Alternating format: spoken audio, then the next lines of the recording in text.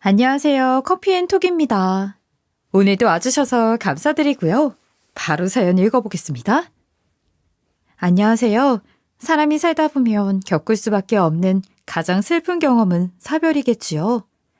제가 이 나이가 되도록 살면서 느낀 것은 인생은 그리 길지 않다는 것, 그리고 사별을 이겨내는 방법은 없다는 것이었답니다. 그저 마음에 묻어두고 살아갈 뿐 영원할 것만 같던 제 인생도 어느덧 저무는 중이며 저 역시도 늘 세상과 이별할 준비를 언젠가는 해야 한다고 생각하면서 그렇게 지냈었어요. 70을 바라보는 나이니 길다면 긴 인생을 살았으니까요. 하지만 저는 좀 더 오래 건강히 살아야겠다는 다짐을 다시 한번 하게 되었던 기회가 생겼어요. 그때의 일을 이야기해볼까 합니다. 아들의 도움을 통해 우연히 알게 된 이 채널이 제 유일한 재미 중 하나라 꼭 사연을 보내보고 싶었는데 이렇게 정말 이루게 되다니 너무도 즐겁습니다. 부디 제 사연을 들어주시는 분들께도 재미있는 시간이 되었으면 좋겠어요. 저와 남편은 동네에서 금실 좋은 부부로 불리곤 했어요. 때론 우리 모습을 보고 불륜이라고 의심을 하는 사람도 있었어요. 그도 그럴 것이 저희는 젊어서나 나이가 들어서나 한결같이 길을 거닐 때면 손을 꼭 잡고 다녔어요. 70세라는 나이가 가까워서도요. 이 나이가 되도록 손을 잡고 다닐 수 있었던 것은 저보다도 표현이 많은 사랑 넘치는 남편 덕입니다. 제가 처음 남편과 결혼을 결심하게 된 계기는 남편의 외모나 성격이 아닌 시댁 분위기 때문이었어요. 처음 정식으로 인사를 드리러 간 날 시어머니의 손톱을 깎아주고 계시던 시아버지를 보게 되었어요. 그 연세에도 가부장적이지 않고 다정한 시아버지의 모습에 적잖이 충격을 받았어요. 왜 아들은 아빠를 닮는다고들 하잖아요? 그런 환경에서 커온 남편 역시 아내를 먼저 생각하고 위해줄 것이라는 생각이 들더라고요. 그래서 결심하게 되었어요. 아, 이 남자라면 죽을 때까지 내가 사랑받으며 살겠구나 싶었지요. 이 세상 모든 여자는 언제 어디서나 늘 사랑받는 느낌을 받기 원하는 것이 당연지사 저 역시도 다르지 않았어요. 사소한 것에 위로를 받고 사랑을 느끼고 그런 평범한 여자였으니까요. 그렇기에 남편을 놓치고 싶지 않다는 생각이 들었어요. 그렇게 저는 남편과의 결혼을 결심하게 되었고 제 나이 때는 정말 드물지만 적극적으로 밀어붙인 건 저였어요. 남편의 혼을 쏙 빼서 정신없게 만든 뒤 결혼까지 속전속결로 했던 거죠. 나중에 결혼하고서 남편이 했던 말이 생각나네요. 사랑에 불도저가 따로 없던데 그 덕에 나는 너무 행복하오. 이렇게 속삭여주곤 하였어요. 제 남편 같은 사람을 요즘 말로는 로맨티스트라고 하더군요. 남편은 제 생각처럼 시아버지의 자상함을 꼭 닮아 있었어요. 그이는 결혼 후에도 제게만 자상하고 한없이 사랑을 퍼주는 남자였죠. 제 아들에게도 남편은 늘 나는 네 엄마가 우선이야 라고 말하곤 했고요. 심지어 남편은 연구원이었는데 평생 일하면서 모은 돈도 아들에겐 알려주지 않았지요. 남편은 있는 돈 다 퍼주고도 자식 눈치 보며 살게 되는 것이 제일 불행하다며 둘이서 여행이나 다니며 소박하게 욕심 없이 늙어가자는 말도 자주 했어요. 하지만 갑작스럽게 남편과의 영원한 이별을 맞이해야 했습니다. 급성 심근경색으로 이별 인사도 없이 그렇게 세상을 떠났어요. 이것이 유일하게 남편이 지키지 못한 약속이었어요. 나이는 많지만 여전히 남편과 하고 싶은 것이 많았던 저인데 이렇게 사별을 하고 덩그러니 혼자만 남게 되었다는 게 처음에는 실감이 나지 않았어요. 하지만 매 순간마다 남편의 빈자리는 너무도 당연하게 느껴지더군요. 제게 못되게 굴던 남편이었다면 덜 슬펐을까요? 저는 남편이 제 곁에 더는 없다는 것을 온몸으로 느끼는 것이 너무도 힘들었어요. 그이가 사무치도록 보고 싶거나 추억이 머릿속에 알알이 떠오를 때면 남편이 잠들어 있는 그곳에 찾아가 온종일 울고 오곤 했어요. 그렇게라도 하지 않으면 너무 큰 슬픔에 잠겨 미칠 것만 같았거든요. 하루는 남편이 세상을 떠난 지 석 달쯤 되었을 때 제 꿈에 나왔어요. 그이는 제게 더 이상 찾아오지 말라는 인사를 하더군요. 하늘에서 보고 있기라도 한 듯 말이에요. 그 말에 저는 정신이 들었고 꿈에서 깬 뒤 깊은 생각에 잠겼어요. 남편이 비록 눈에 보이지 않지만 그이는 하늘의 별이 되었어도 여전히 저를 염려하고 있구나 싶더라고요. 그래서 더는 슬픔에 잠겨서 바보처럼 시간을 보내면 안 되겠다는 생각이 들었고 몸을 더 바쁘게 움직이자고 결심했어요. 하늘에서 저를 보고 있을 때 제 남편이 안심할 수 있도록 그래서 그곳에서는 염려가 아닌 저를 응원하는 마음으로 바라봐 주길 바랐지요. 정말 다행인 건 제 나이에도 일할 수 있는 동네 도서관이 있었어요. 돈은 얼마 안 됐지만 그래도 매일 갈 곳을 만드는 것이 저에게는 중요했어요. 우울한 마음에 잠겨 종일 집에 있던 저에게 매일 의무적으로라도 어딘가에서 가서 생산활동을 하는 것만이 지금 이 마음을 떨칠 수 있는 유일한 방법이라 생각했죠. 참 신기한 것은 일을 시작하면서 사람들도 만나고 산책 삼아 출퇴근도 하다 보니 점점 에너지가 생기는 거예요. 남편이 있을 때만큼은 아니지만 그래도 슬픔에 잠겨 종일 울기 바빴던 때와는 삶의 질이 달라졌달까요? 그리고 남편 방에 들어가 멍하니 앉아있는 시간도 점차 줄여가게 되었어요. 그리움이 사무칠 때는 어쩔 도리가 없었지만 그래도 평소에는 꽤 활동적이게 바뀌었죠. 하지만 이 나이에 일을 시작한 저를 안 좋게 보는 사람이 있었어요. 바로 제 며느리였답니다. 며느리는 제가 일하는 걸 보며 혀를 꿀꿀 쳤어요.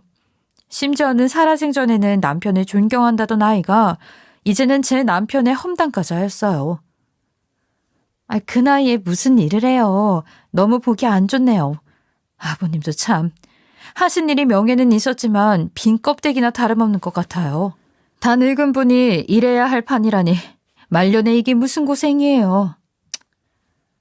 너는 무슨 말을 그렇게 하니? 아무리 세상 떠난 사람이라지만 그렇게 말하는 거 아니다. 내가 일하는 게 뭐 어때서. 내가 좋으면 그뿐이지. 일 시작하고 얼마나 많은 게 바뀌었는데 나는 남편이 내게 좋은 경험을 시켜준 거라 생각한단다. 어머님, 말은 바로 해야죠. 그 나이에 젊은 사람들 사이에 껴서 일하는 게 좋긴 뭐가 좋아요. 젊은 사람들은 또 얼마나 불편하겠냐고요. 그리고 제가 틀린 말 했나요? 명예가 다 무슨 소용이에요? 돈 나오는 거 아니면 쓸모도 없죠. 자기 아내랑 아들 살 길도 마련 안 해놓고 공부만 했대요. 똑똑한 척은 다 하시더니. 어머님은 아버님이 밉지도 않으세요? 어떻게 미워할 수 있겠어? 아픈 것도 모른 채 고생만 시킨 게 미안할 따름인데 이제는 없는 사람이라고 말 함부로 하지 마렴. 네가 지금 하는 말은 듣기 매우 거북하구나. 네 시아버지가 나나 아들한테 얼마나 잘했는지 너도 알잖아. 그리고 너도 네 시아버지 살아생전에는 존경한다고 했잖니. 어머님은 참 순수하세요. 아무리 가족들에게 잘했다고 해도 돌아가시려면 남은 사람 살궁리는 할 수 있게 해주고 가야 맞는 거죠. 어떻게 그 오랜 시간 일을 했는데도 남겨준 것 하나가 없을 수 있어요? 그건요, 어머님, 냉정하게 보면 무능한 거예요. 아버님의 무능함 때문에 어머님께서 그 연세에 바깥 일을 해야 하는 거라고요. 너 어떻게 그런 식으로 말을 할 수 있어? 내 남편이 어디가 무능하다는 거야. 가장이면 꼭 아내랑 아들 살 길 마련해놓고 가야 한다는 법이라도 있다니? 살아생전 단 한 번도 나 고생시킨 적 없던 사람이 내 남편이고 네 시아버지다. 그 오랜 시간 동안 그렇게 헌신했던 사람이야. 그런데 세상 떠난 사람에게까지 바라는 게 되려 이상한 거 아니니? 앞으로 말 조심해. 어머님께서 아무리 좋게 포장하려고 해도 소용없어요. 남들에게 물어보세요. 아버님 이해하는 사람이 얼마나 있을지. 떵떵거리며 살아놓고 실은 돈도 없고 초라한 죽음까지 맞이한 게 아버님이에요. 아시겠어요? 어머님도 저를 나무랄 게 아니라 현실에 직시하시라고요. 너 초라한 죽음이라니. 지금 네가 하는 행동도 이해해 줄 사람 없다. 네가 뭔데 내 남편을 모욕해? 가족이 어떻게 그럴 수가 있느냐 말이야. 다시는 그런 말 입 밖으로 꺼낼 생각하지도 마. 한 번만 더 이따위 말을 하면 그냥은 못 넘어갈 줄 알아라. 아무렇지 않게 제 앞에서 남편을 무시하고 모욕하는 며느리의 언행에 참을 수 없어서 큰 소리를 치게 되었어요. 언제나 싹싹하고 밝은 아이라 생각하고 늘 예뻐했는데 이렇게 변할 수 있는 건가 싶더라고요. 하지만 남편이 살아있을 적 제가 며느리를 예뻐하는 모습을 보며 예뻐하는 것은 좋은데 너무 믿지는 말라고 당부를 했어요. 자신의 눈에는 며느리는 앞뒤가 달라 보인다면서 말을 했었는데 그때마다 저는 남편에게 저렇게 참하고 예쁜 애가 앞뒤가 달라 보인다니 믿어지지 않는다고 얘기하곤 했죠. 하지만 자신의 시아버지에 관한 안 좋은 소리를 해대면서도 아무렇지 않은 표정인 며느리를 보고 있자니 남편이 말한 게 어떤 뜻이었는지 이제야 알 것 같았어요. 하지만 남편을 무능하다 욕하는 며느리는 속사정에 대해 알지 못하니 그렇게 이야기한 거겠죠. 실은 아들과 며느리가 모르는 일이 하나 있거든요. 제 통장에 돈이 입금되고 있다는 사실 말이에요. 남편이 죽고 일주일 후부터 저도 모르게 입금되는 돈이 있었어요. 참 신기한 건 남편과 함께할 때 저희가 쓰던 생활비 정도의 금액이었어요. 정체를 알 수 없는 돈이라 처음에는 무섭더라고요. 그래서 은행에 가서 물어보니 그 돈은 남편이 그간 모은 돈을 매달 나눠받게 해뒀던 거였습니다. 남편의 큰 뜻이 있었어요. 제게 큰 돈이 생기면 위험한 일이 생길 수도 있다는 걸 직감했던 거죠. 평소 꼼꼼하고 계획적으로 돈을 쓰는 남편다운 행동이었어요. 남편은 그이만의 방법으로 저를 위해 주었던 거예요. 그 덕에 경제적 걱정을 할 필요도 없었어요. 그렇기 때문에 도서관 일도 마음 편히 매진할 수 있었던 거고요. 하루는 도서관에 일하러 간 사이 며느리가 저의 집에 들렀다는 겁니다. 제가 일하는 시간인 줄 뻔히 알면서도 아무도 없는 집에 그때 온 것이 좀 수상하게 느껴졌어요. 제가 도서관 일이 끝나고 불이 나게 집에 돌아갔을 때는 며느리는 이미 돌아가고 없었고요. 그래도 홀로 지내고 있는 저를 챙기기 위해 왔나 싶어 괜한 의심은 하지 말자는 마음으로 집을 살폈는데 며느리가 집에 온 목적은 저를 챙겨주기 위함은 아니었어요. 며느리가 집에 온 이유는 돈 때문이었더라고요. 안방에 들어가 보니 제 통장 하나하나 다 열어본 것 같았거든요. 통장을 보관해 놓은 수납장 문이 살짝 열려있는 걸 보고 짐작할 수 있었어요. 남편 원망을 안 하는 저를 보고 이상하게 여겨 따로 챙겨둔 게 있나 의심이 들어 확인하러 온 것이었어요. 며느리는 그날 제 통장을 본 뒤로 저를 대하는 행동이 싹 달라졌어요. 매달 조금씩 나온 돈을 쓴 내용을 보고 저를 빈털털이라고 확신한 겁니다. 더 황당한 것은 용돈을 챙겨주는 방식부터가 바뀌었다는 건데요. 이상한 게임을 만들어 대놓고 저를 농락했어요. 하루는 뜬금없이 유행하는 게임이라면서 손수건으로 제 눈을 가리더라고요. 불안한 마음이 있었지만 일단 잠자코 있었는데 곧 제 귀에 바닥에 무언가 떨어지는 소리가 들렸어요. 소리가 멈춘 뒤 며느리의 목소리가 들렸죠. 게임 시작할 건데 어려운 건 전혀 없어요. 어머님께서 줍는 만큼 용돈으로 가지고 가는 거예요. 아시겠죠? 아니 뭐? 내가 뭘 줍는단 말이니? 이 거추장스러운 건 또 뭐고? 용돈 드린다고요. 바닥에 어머님께서 필요하신 돈 뿌려놨으니까 잘 기어다니면서 주워보시라고요. 줍는 건 다 용돈으로 드릴 테니까 1,000원짜리며 동전까지 종류별로 다 준비해뒀으니 할만 나실 거예요. 아니 너 지금 나를 뭘로 보고 다 필요 없으니 10원도 남기지 말고 돈 뿌린 그 손으로 네가 싹 주워서 가지고 당장 나가라. 70을 바라보는 시어머니를 이따위 취급을 하는 며느리가 어디 있나 싶더라고요. 가볍게 버르장말이 없다는 표현을 하기에는 너무도 천박하고 못돼먹은 짓이었어요. 저는 그날 뒤로 한동안 며느리는 만나지도 연락도 하지 않았답니다. 아들한테는 구태여 말하지 않았어요. 아들 부부에게 분란을 일으키는 일을 만들고 싶지는 않았으니까요. 저는 그 후 제 일에 더욱 열심히 임했어요. 저를 얕보는 며느리 때문에라도 절대 며느리가 주는 돈 단 1원도 받지 않겠다는 생각이 강하게 들었으니까요. 그렇게 도서관 일에 집중하면서 도서관에서 주최하는 검진도 받았어요. 그리고 얼마 뒤 도서관에서 검진받은 결과가 나오는 날이 다가왔죠. 다른 직원들은 간략한 결과지만 받았지만 저만 다르게 아침부터 병원에서 연락이 오더라고요. 병원에 내원해주기를 청한다면서 말이에요. 저는 직감적으로 제 몸이 좋지 않나 보다라는 것을 느꼈어요. 그래서 진료 시간에 맞춰 병원에 내원했어요. 그리고 의사 선생님을 통해 제 몸 상태에 대해 듣게 되었어요. 그런데 제가 위암 2기라는 겁니다. 저는 청천벽력 같은 말에 설 수도 없이 다리에 힘이 풀려버렸어요. 그렇게 한참이나 병원에 앉아있다가 간신히 택시를 잡아타고 집으로 돌아갈 수 있었어요. 제가 암 소식을 듣자마자 아들 얼굴이 떠오르더군요. 제 아버지를 보낸 지 얼마나 됐다고 엄마인 저까지 아프게 된 걸까? 이 소식을 전해 들으면 아들이 얼마나 상심이 클까 앞이 캄캄했어요. 하지만 병원에선 손 쓸 수 없을 만큼 늦게 발견된 것도 아니고 가망이 있다며 열심히 치료받으면 분명 좋아질 수 있으니 너무 염려 말라고 이야기해 주었어요. 그래서 저는 그 말에 희망을 걸기로 했죠. 언제까지고 자식에게 숨길 수도 없는 노릇이니 아들에게 연락해 제 암 소식을 전하게 되었어요. 아들은 제가 암이라는 이야기를 듣고는 회사까지 내팽개치고 혼비백산의 집으로 찾아왔어요.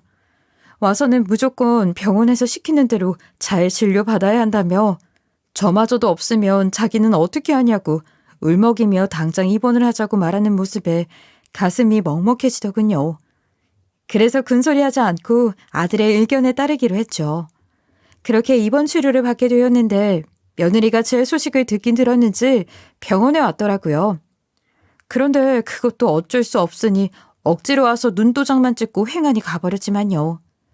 저는 입원 치료를 하는 내내 잠을 한숨도 제대로 자지 못했어요.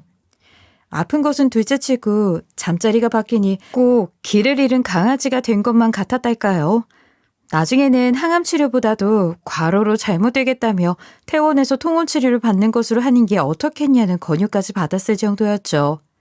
그래도 그 덕에 퇴원할 수 있었으니 저는 너무 다행이다 싶었어요. 병원에서는 집에 가서 지켜야 할 것 중 첫째가 음식이라며 위암 환자에게 자극적인 음식은 사약을 마시는 거나 다름이 없다면서 무조건 신경을 써야 한다고 여러 번 강조하며 알려주었어요. 가능한 집에서 식사할 때 간을 하지 말고 부드럽게 먹으라는 말도 빠지지 않았고요. 제가 태어나서 집에 돌아왔는데 그때 마침 며느리가 아들의 부탁 때문에 억지로 저희 집에 들렀어요. 며느리는 저를 거들떠보지도 않은 채 의무적으로 도와줄 건 없느냐고 물었죠. 그러고는 제 대답도 듣지 않고 돌아서서 가려는 거예요. 저는 잠을 제대로 못 자 너무도 지쳐있던 상태라 손 하나 까딱할 여력이 없어서 자존심 다 버리고 가려는 며느리에게 죽을 좀 끓여달라고 부탁했어요. 하지만 며느리는 그런 제 말에 콧방귀를 뀌며 제게 냄비 뚜껑을 던지며 말하더군요. 예, 간 안 된 죽만 좀 끓여주고 가주렴. 내가 손 까딱할 힘도 없어서 그래. 아, 어지간히 살고 싶은가 보네. 아버님 보고 싶다는 말도 다 거짓말이죠? 기회가 왔을 때 곱게 따라가세요. 죽? 살고 싶은 사람이 직접 해 잡숴야지. 아, 어떻게 끝까지 이럴 수 있니? 돈 없고 아프기까지 한 사람을 어찌 이렇게 대할 수가 있어? 네가 그러고도 가족이니? 어? 겨우 냄비 뚜껑을 피한 뒤 혼신의 힘을 다해 고함을 쳤어요. 며느리는 돈 없고 아프기까지 한 노인이라 무시하기도 더 쉬웠던 모양입니다. 며느리는 제 고함에도 아랑곳하지 않고 가버렸어요. 저는 온몸에 힘이 쭉 빠져 그 자리에 털썩 주저앉고 말았지요. 그런데 집에 손님이 찾아왔더군요. 그 손님은 바로 남편의 제자였어요. 남편이 나이는 어려도 속이 참 깊다면서 늘 칭찬하며 믿었던 사람이었죠. 남편의 제자는 저의 퇴원 소식을 듣고 집에 찾아왔다가 차마 못 들어오고 있었던 겁니다. 그 당시가 지금과 같은 계절이었으니 얼마나 추웠겠어요. 어찌나 밖에서 오래 있었는지 손이며 귀며 새빨갛게 꽁꽁 얼어있더라고요. 남편의 제자는 제게 인사를 한 뒤 저를 안방에 옮겨 누워준 뒤 묵묵히 주방에 가서 손수 죽까지 끓여주었어요. 어찌나 고맙던지 간이 하나도 되지 않은 그 죽이 참 맛나게 느껴졌어요. 그렇게 끓여준 죽을 다 먹고 나니 퇴근한 아들이 집에 오더라고요. 제자는 아들을 기다렸다는 듯이 갑자기 자신의 가방 안에서 서류를 꺼냈어요. 전해준 것은 다름 아닌 유언장이었죠. 그런데 유언장이 재산이 아니라 마치 책을 나누어주는 듯한 정도의 유언장이었어요. 굳이 이런 걸 증인 둘까지 서서 공증을 받아뒀다는 게 믿어지지 않을 만큼 이상했죠. 그런데 그 뒤에 꺼낸 서류가 더욱 놀라웠습니다. 대체 어떤 서류기에 그러느냐고요? 바로 남편의 재산 목록이 일목요연하게 정리된 것이었어요. 서류 가장 먼저 적혀있던 건물 목록부터 엄청난 재산이 상세히 기록되어 있는데 정말 입이 다물어지지 않았어요. 남편이 이 많은 재산을 소유하고 있었다는 것도, 이렇게 기록을 해놨다는 것도 전부 믿기지 않았죠. 제자도 저와 아들의 표정을 읽었는지 차근차근 설명을 해주더군요. 제자의 이야기를 통해 알고 보니 모든 권한을 저에게 주기 위해 본인 몫을 줄여왔던 것이라고 해요. 남편이 선택했던 방법은 제자들이나 연구소에 재산 옮기는 작업을 매년 조금씩 했던 것이었고요. 그러니 남편이 써둔 유언장에는 돈 한 푼 없는 신세였던 거였어요. 그러니 며느리가 알아볼래야 알아볼 것도 없었던 거고요. 저희는 한동안 아무 말도 하지 못했어요. 그런데 한참의 정적을 깬 것 또한 남편의 제자였어요. 제자는 저를 힐끔 바라본 뒤 재산과는 다른 부분이지만 꼭 드릴 말씀이 있다며 대화에 물꼬를 텄고 아들에게 자신이 문 밖에서 들었던 며느리와 저의 대화에 관해 이야기를 다 털어놨어요. 제가 이렇게까지 나설 문제는 아닌 것을 잘 알지만 자제분께서 꼭 알아야 할 것 같아 말씀을 좀 드리려고 합니다. 네? 어떤 말씀을 하시려는 건가요? 제가 꼭 알아야 할 문제가 따로 있습니까? 절대 사모님 입으로 말하지 않을 일일 것 같아서 염치불구하고 제가 끼어들 수밖에 없을 것 같아 말씀드립니다. 자제분께서 오시기 한참도 전에 며느리와 사모님의 대화를 우연히 듣게 됐습니다. 예. 제가 아내에게 어머니 태어나는 날이니 좀 가서 살펴달라 부탁했었죠. 그렇군요.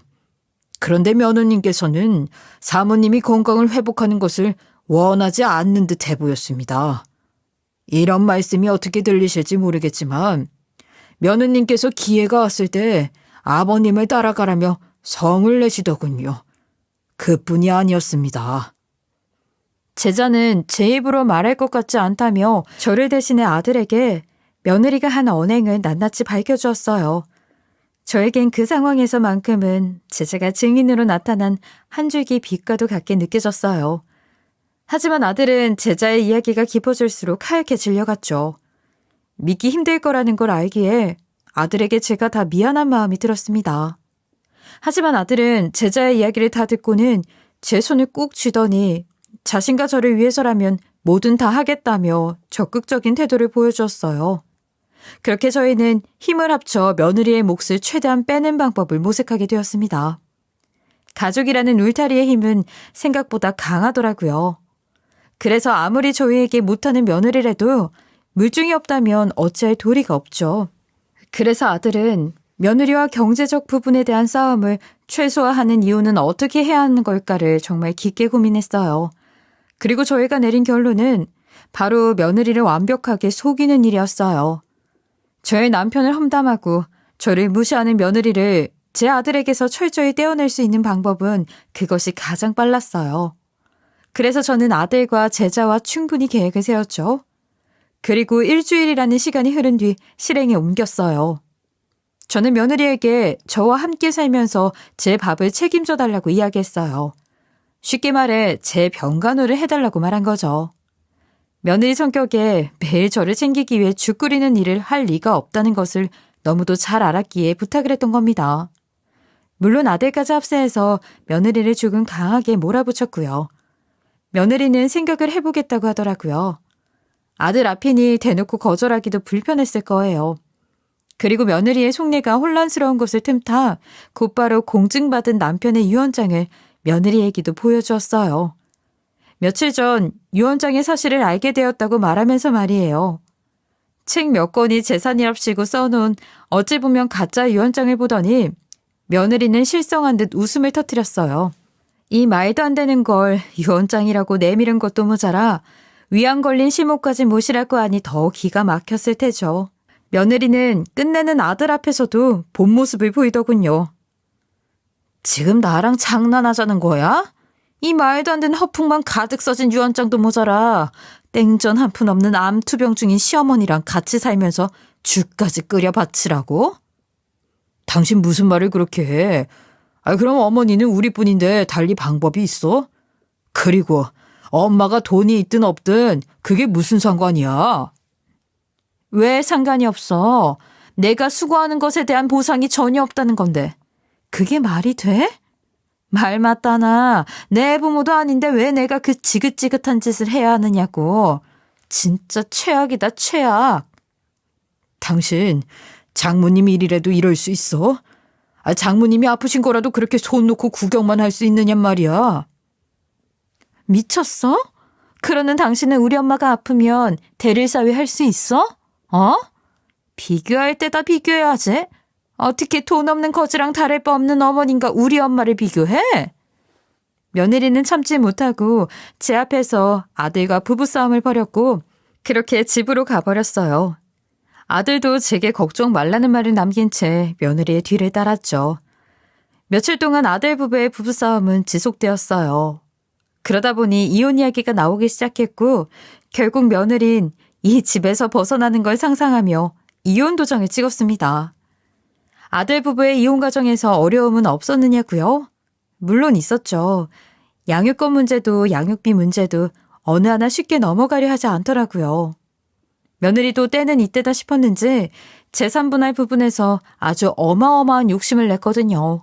그런데 자신의 뜻대로 흘러가지 않자 이제는 새살림을 차려야 하니 아이를 자신이 데리고 갈 수 없다며 양육권도 포기하고 대신 양육비도 줄 수 없다고 억지를 부렸어요.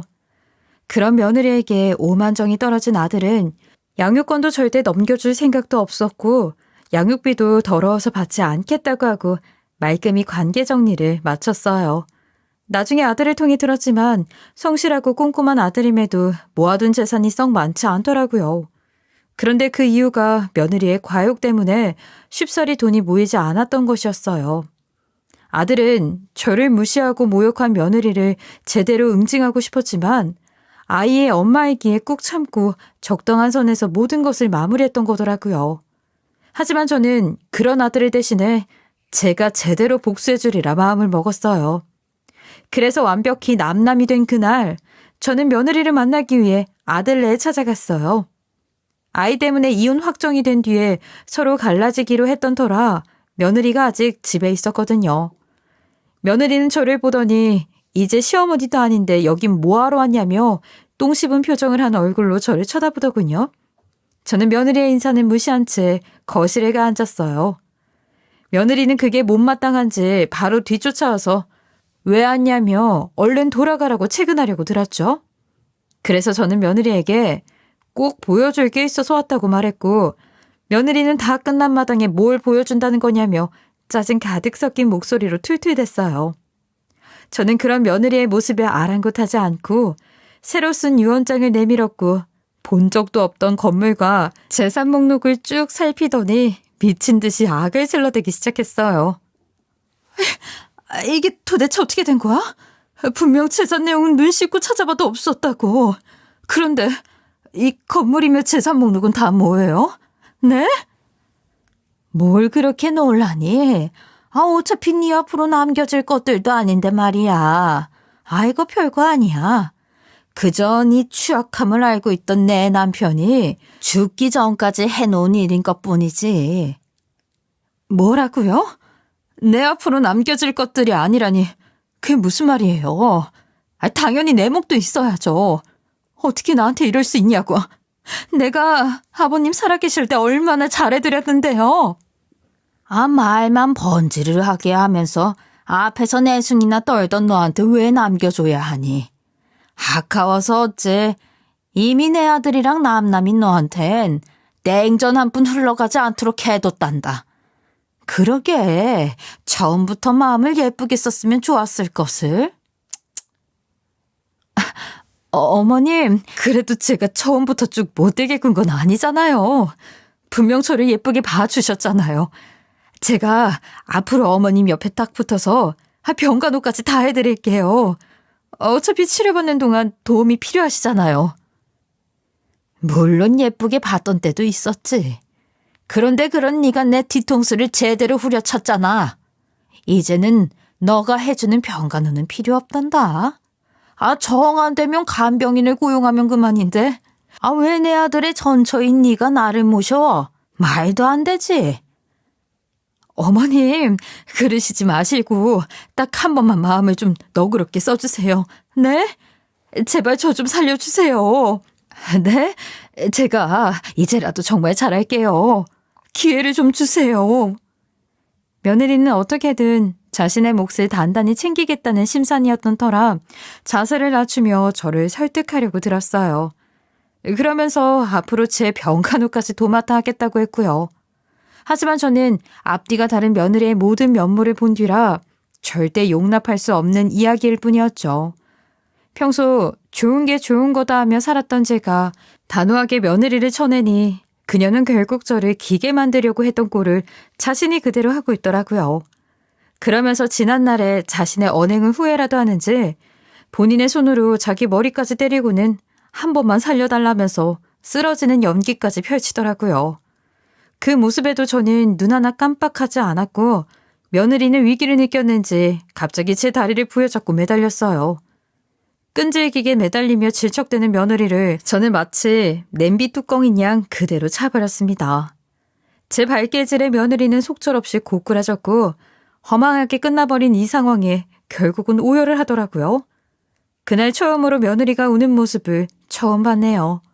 어찌나 속이 시원하던지 그간 제가 당했던 수모를 단번에 갚아주던 그날의 기분을 아직도 잊을 수 없을 정도예요. 그날이 있는 후 며느리는 절대 포기할 수 없다면서 도끼를 품고 아들에게 재혼을 하자고 수도 없이 연락하고 찾아왔어요. 심지어는 손주 핑계까지 대면서 엄마 이렇게 멀쩡히 살아있는데 엄마 없는 자식으로 키우는 것이 말이나 되냐면서 날 속이고 이혼한 것에 대해 더는 입 밖으로 이야기 꺼내지 않을 테니 재결합을 하자고 했어요. 하지만 아들은 양육권도 포기한다고 했으니 더는 엄마라고 말하기도 껄끄럽다고 거절했고 아이도 엄마의 빈자리가 무색할 만큼 잘 지내주었던 터라 아이도 엄마와 다시 함께한다는 것이 낯설게 느껴진다고 말해서 전혀 통하지 않았죠. 며느리는 아이까지 거부를 하자 이제는 저에게까지 수차례 찾아와 귀찮게 하고 난동을 부리기도 했어요. 처음 왔을 때는 바닥에 바짝 엎드려 재산을 탐내지 않는다고 그저 일자리가 필요한 것뿐이라면서 병간호를 자신이 해달라고 말하더라고요. 하지만 저는 필요하지 않았기에 거절했어요. 그랬더니 며느리는 단번에 태세를 전환하더니 저에게 손가락을 휘두르며 소리쳤어요.